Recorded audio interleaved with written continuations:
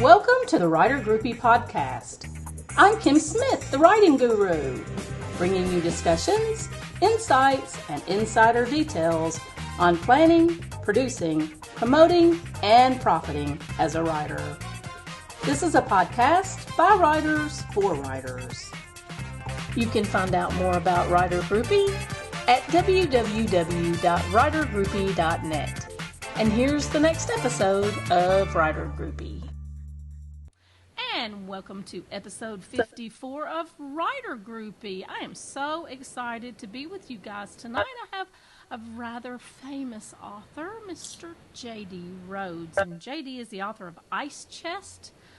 That's his latest novel that's just come out, and Devils in Dust, which is the latest Jack Keller novel. And I've been out on the internet. I've been reading some of your work, JD, and I want you to tell us all about it. Welcome to the show. Thank you. Thanks for having me. So tell us a little bit about J.D. Rhoades and his writing life, because you have a pretty long history as a writer.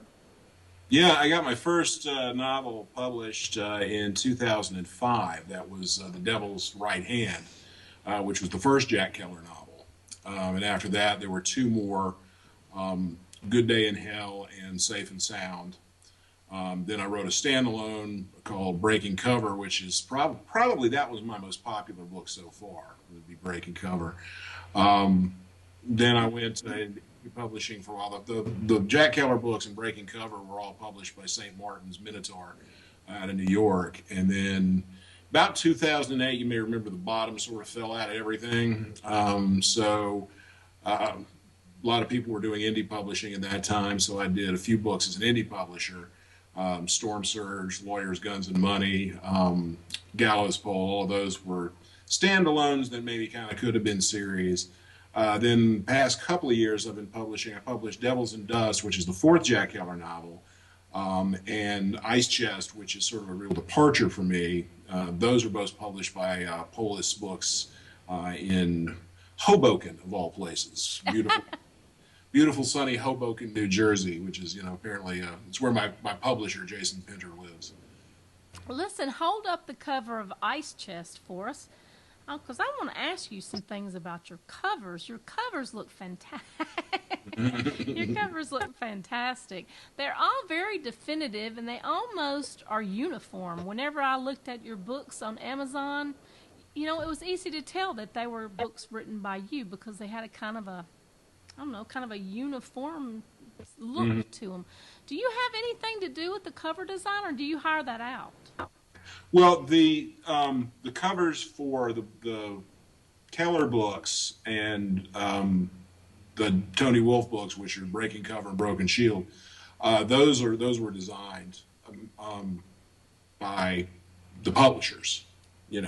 So you have fairly limited input into that. I mean, they'll send you a copy of it and say, "What do you think of this?" And you'll go, "I don't know about this. I don't know about that." And then, Jason Pinter has been really good about, taking my suggestions about covers, but mostly it's like he's got his gun in the wrong hand, like with the new cover for Breaking Cover. The story I can tell is that I first got my hardcover cover for The Devil's Right Hand, my first one. I took a look at it. I can show it to you. Can I go get it? Yeah, sure, absolutely.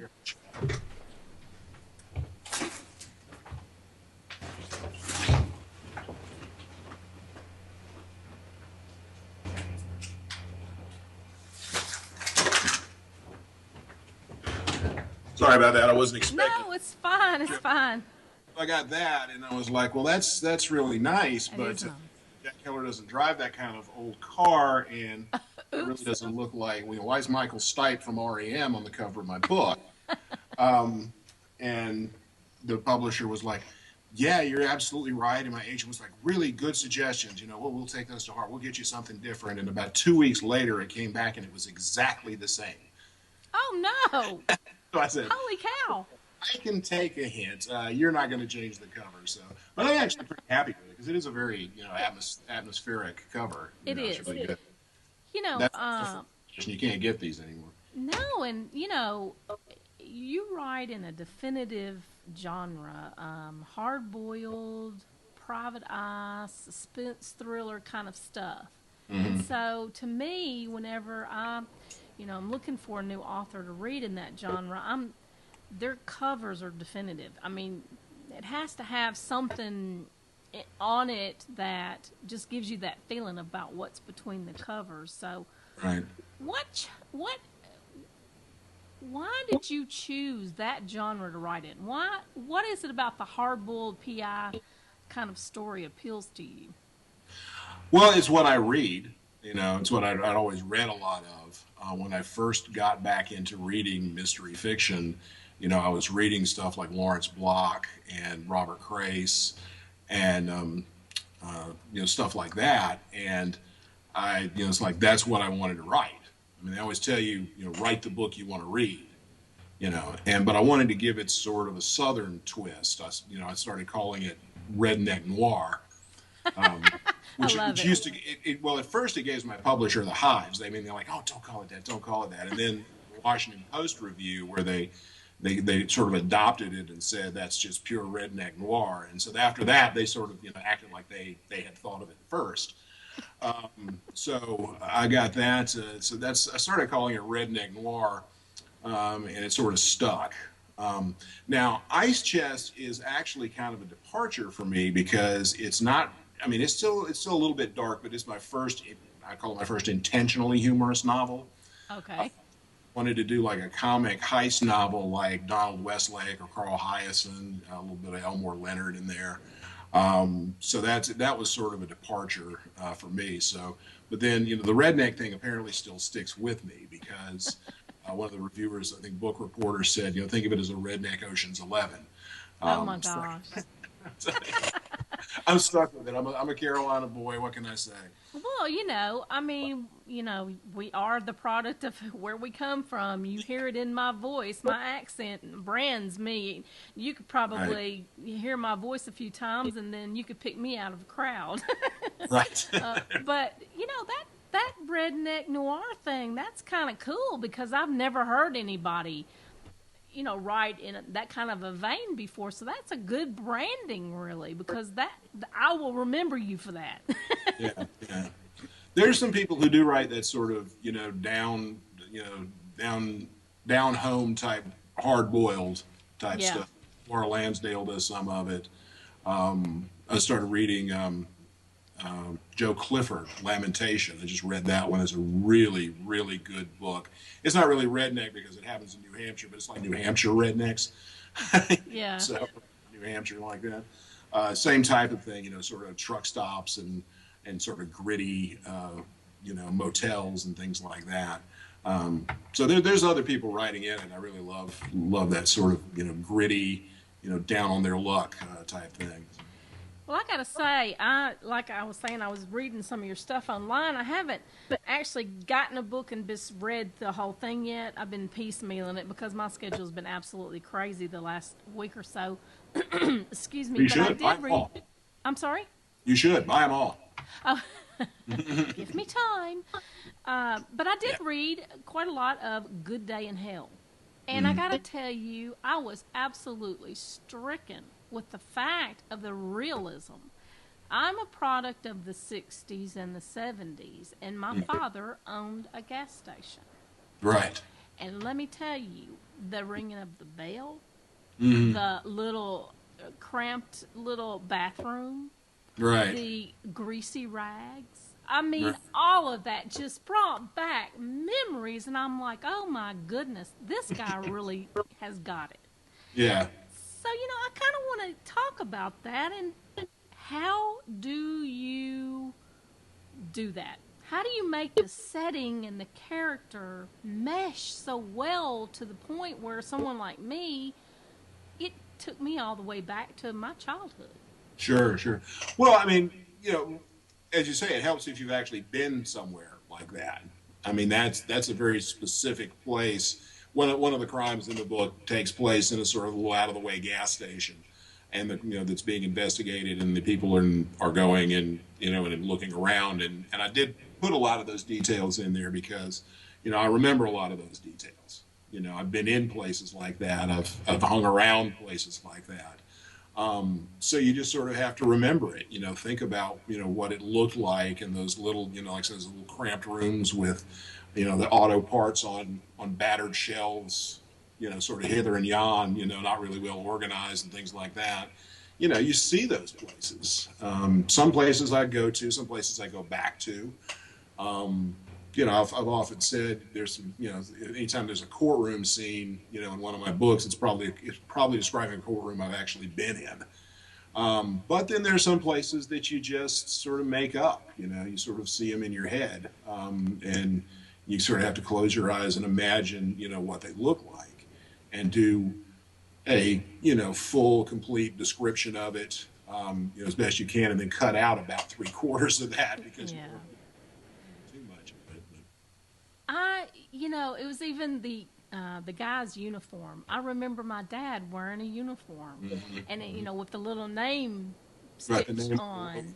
Yes, and I mean, it was just amazing. It just took me back to my childhood, and I'm like, oh, this is the kind of writing that I would love to accomplish someday when I grow up and become a real writer. um, but we were talking a little bit about this before we started recording, but you've been traditionally published through St. Martin's. You've been independently published. You've done your own thing. And now you've gone back kind of to a small publishing environment. And so I wanted to ask you, because there's been so many industry changes, especially since like 2011, what Right. do you think is going to happen in the next 5 years? Oh Lord, I don't know. I couldn't tell you what was gonna. I couldn't imagine that that I'd be doing this. In 2000. What is this? 2016. Um, I couldn't. I did not know this was going to happen when I first started. I thought I was going to do paperback originals and move up to eventually move up to hardcovers. But then that's not the way they did it. At that time. And then, it's traditionally published for a while, and then, about 2008, the bottom sort of fell out of everything. And, my agent at the time was telling me that I don't know who to sell this next book to because everyone I know is getting fired. You know, Wow. Random House like laid off 16 editors. He just didn't know who to send it to. And so I was pretty depressed about that because, they weren't publishing anybody except like Snooki from Jersey, Um, That's true. I said, well, I can be a drunken imbecile. I didn't know you could actually make a living out of it. But so then some friends of mine were self-publishing, and Joe Conrath, was sort of a pioneer in doing that sort of thing. And as a pioneer, he's taken a few of the arrows. Joe's kind of a polarizing figure, but he's always been a great friend to me, and he always really helped me in figuring out how to do this right. Get a good cover. Get a cover that really jumps, get a good product description, and promote. You got to go out there and promote it. So the first one I tried was Storm Surge, which I put up, exclusively for Kindle. And I think I put it out. I had a Nook version of it too, and then Kindle had this like exclusive thing. So as it kept changing, I had to keep changing with it. The first time I put Storm Surge up, it flopped. It didn't do anything. And then I went back and listened to Joe's advice and started getting good covers and stuff like that. And it really took off. I mean, I made probably more money in 1 year with Storm Surge than I had the whole few years I was publishing with St. Martin's. So you think that the advice that, I mean, I hear this a number of different places that, if you really want to stand out and have your head and shoulders above the crowd, then it really comes down to simplistic things like have good editing, have a good cover, get a good blurb, and make yourself visible. Yeah, you want to get to the point where nobody can distinguish. If you're indie publishing, you don't want your work to be indistinguishable from something published by, say, Hachette or St. Martin's or anything. You want it. You don't be able to put those side by side and nobody be able to pick out which one is the indie published. It's got to look professional because indie publishing still has sort of a stigma to it. There are some people who are still thinking, this is going to be crap. It's going to be poorly edited. It's not going to be. There's not going to be There's going to be hundreds of misspellings, because in a lot of cases that's true. I mean, people haven't done that. They haven't done the work, and so a lot of it is terrible. And that's one of the things that really changed indie publishing was everybody got into it. So many people were doing it that it really became a glut. And that's when I sort of had to shift again, And so I'd known Jason since 2005, Jason Pitter, my current publisher. And the name of his publishing company is Polis Books? Polis, Polis. And he was doing something really interesting. Jason was putting out some books, reissuing some books that had come out about that time. And I call this the class of 2005 because we all got our first books published around that time. And people like me and Dave White, who has a great series about a private eye in New Jersey named Jackson Dunn, just really great hard-boiled PI series. But Jason, I was putting stuff out that he felt that, didn't get a fair shake the first time, that needed to be, reissued. And so I dropped him a line. I said, hey, Jason, I see you doing great things with Dave's book. Would you be interested in publishing the first 3 Jack Keller books? Would you be interested in taking those? Because I really wasn't having time due to a lot of personal upheaval, wasn't really having time to promote them. So I said, you want to take the first 3 Jack Keller books? He said, only if you're interested in writing a 4th one. Oh, wow. Yeah, and that was Saturday morning, and by Monday we had a contract.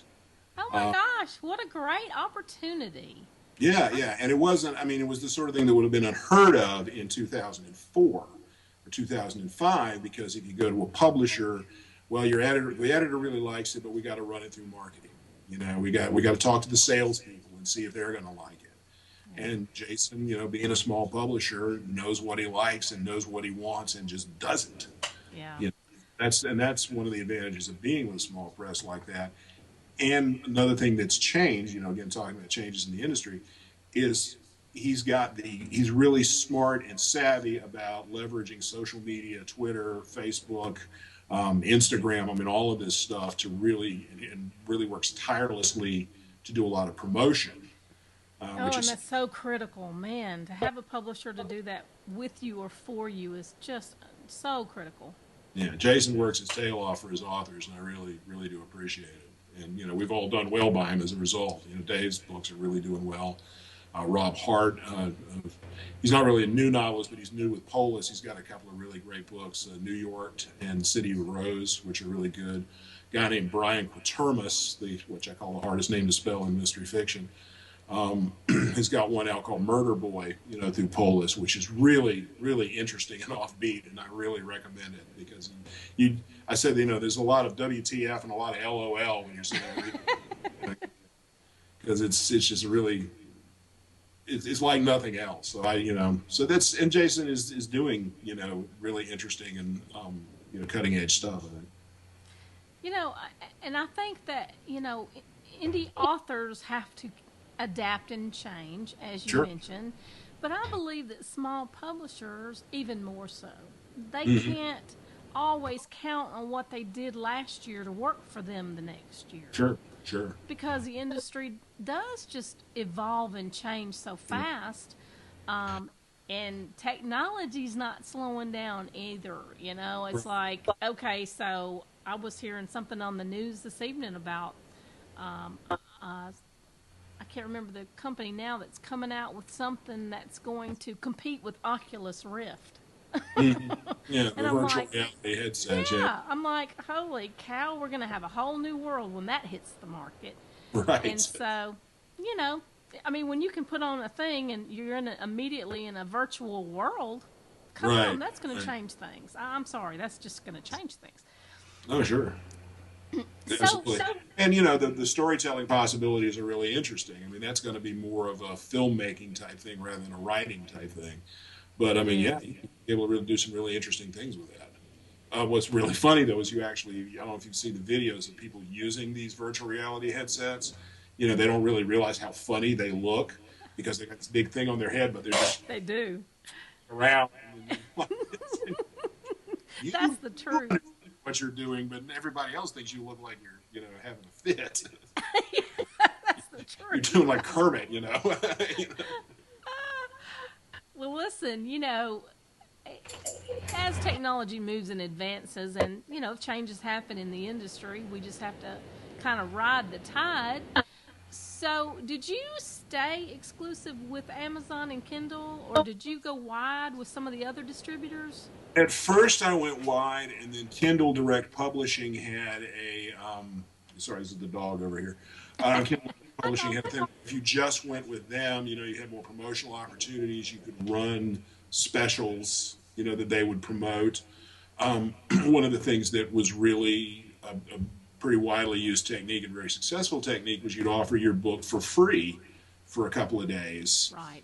And then it would just suddenly shoot up the list, and people would start noticing it. And so then when you'd actually start selling it, you'd get, big sales, because people would they'd see it on the bestseller list, or the people who bought this also bought. Well, then that changed because everybody started doing it. And Amazon changed the way they graded, free sales didn't count as much towards getting on that thing. So you had to change again. You had to think of new ways to promote, because that real simple way of doing it that created huge success just wasn't doing that anymore.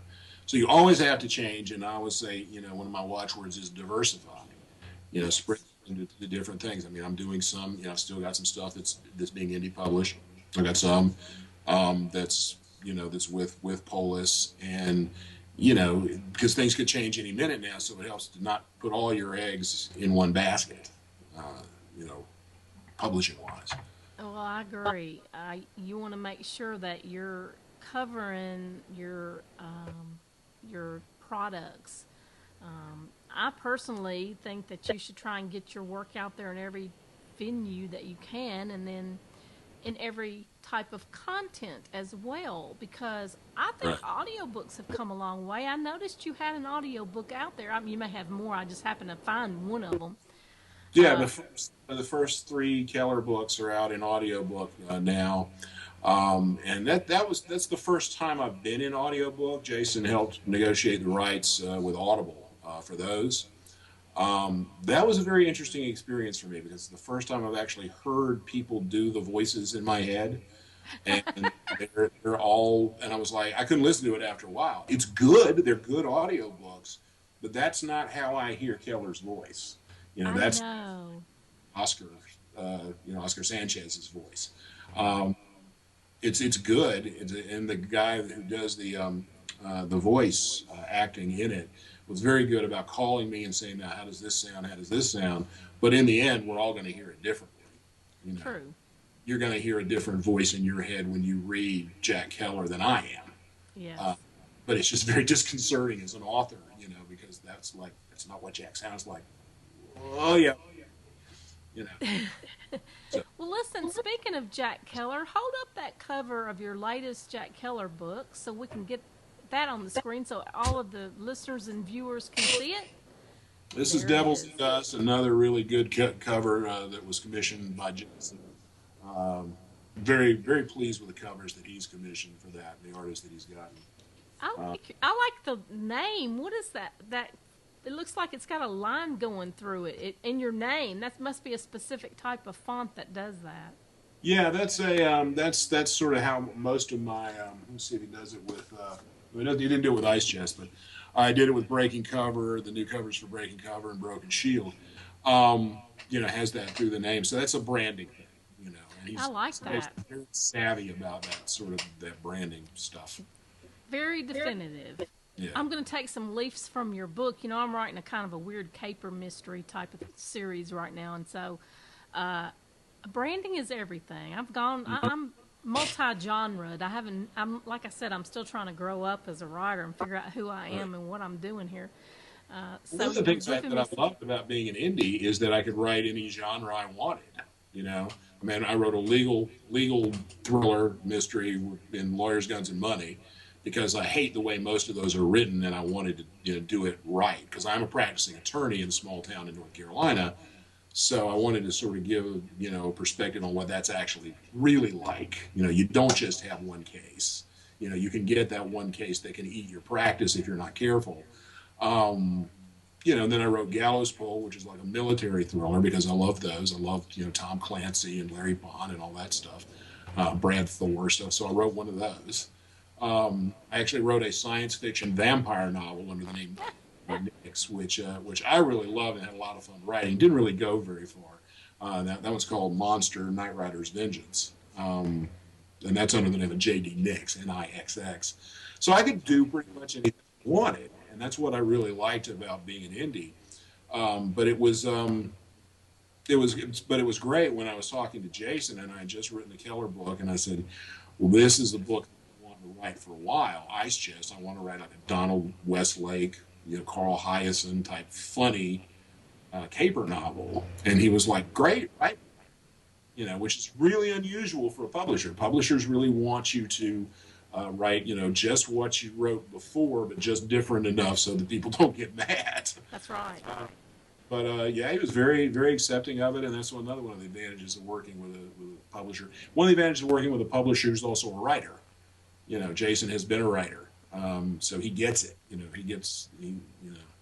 That makes a huge difference. It does. It really does. He gets what we go through. So. Try and write a book and make a corporate person get it versus another writer. There's just no bridging that gulf. Yeah, or somebody who was, an English major at Sarah Lawrence but has never actually written anything, Exactly. They don't understand the blood, sweat, and tears that go onto the page. They think they do. But, it takes an actual writer to get that. Oh, JD, it's been so much fun talking to you. We're getting down to the last little bit of our show, and I always like to get my authors who come on to give a bit of advice to aspiring authors. Somebody out there is listening or watching this, and they're thinking, man, I want to write like what he does. What do you got to say to them? Well, again, as I said earlier, write the book you want to read. Don't try to write like anybody else, but read what you like. Try to write the book you want to read. But probably the most important thing I would say is don't quit. Don't give up, because, people always say, well, I'm an aspiring writer. And I always say, well, no, what you are is pre-published. You're not, you're going to get there someday. You have to just keep doing it and keep slugging away. And someday it'll happen, one way or the other. The story I always tell is that before Devil's Right Hand was published, I'd been looking for an agent. I'd written another book called Rebel Yell, which absolutely went nowhere. And I couldn't get an agent or anything. And this was back when you actually needed an agent. You couldn't just ring up your friend Jason and say, hey, you want to do this? But I was going through a bunch of agent lists, and I was literally, this was going to be my last bunch of queries. Oh boy, I've been there. That I sent out via email. Because I'd found a website with a bunch of agents, who were accepting queries by email. And, I had a few drinks in me. It was, Saturday, it was, Thursday night, and I just typed off sort of an offhanded query and sent it, and my agent I got at the time, sent back and said, oh, sounds good, let me see it. And within, a month I had a contract. Oh, wow. So it does happen that way, you guys. He's right. Perseverance is everything. Right. I was literally on the verge of giving up. This was going to be my last shot. And it was to the point where I just really didn't give a damn anymore. So I just wrote a more natural and not stilted query letter, back when you still had to do those things. And it got accepted. So, and here I am, 11 years later. So your success story is just impressive because, we always hear the other side. I just wonder how many people have that kind of luck, where they just send it. I'm just going to send it. All they can do is say no. And that's the kind of attitude you have, is they're going to say no. And then when they say yes, it's like, whoa, what did I do? Right. That's why I tell people, they ain't going to slap me for asking. That's right. So, yeah, I was, of course, on the other side, you're talking about the other side, I don't know if you ever met Lee Child. I have not. New York Times. Lee is a great guy. Hung out with him several times.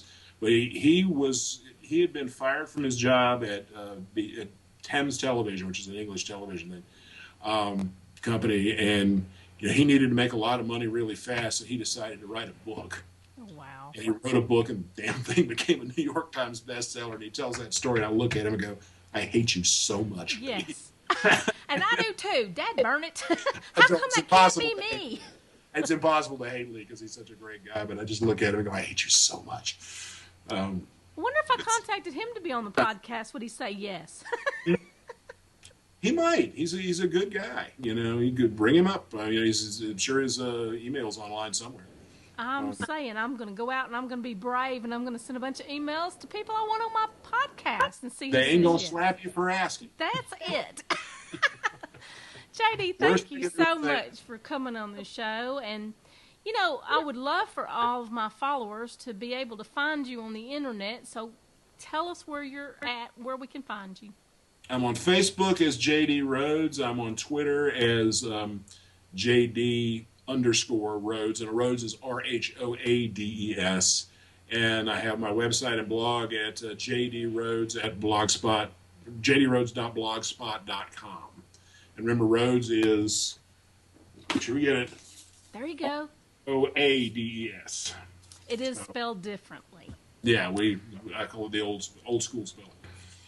Well, I'll tell you what, it has just been a hoot having you on the show. I hope you'll plan on coming back and being a part of Writer Groupie, maybe episode 108. Long may you wait. Yes. Okay, I'm going to close us down, but thank you so much, JD, and I'll be in touch. Okay, great. Thanks. Thank you for listening to this episode of Writer Groupie. For booking information, show notes, and more, visit writergroupie.net.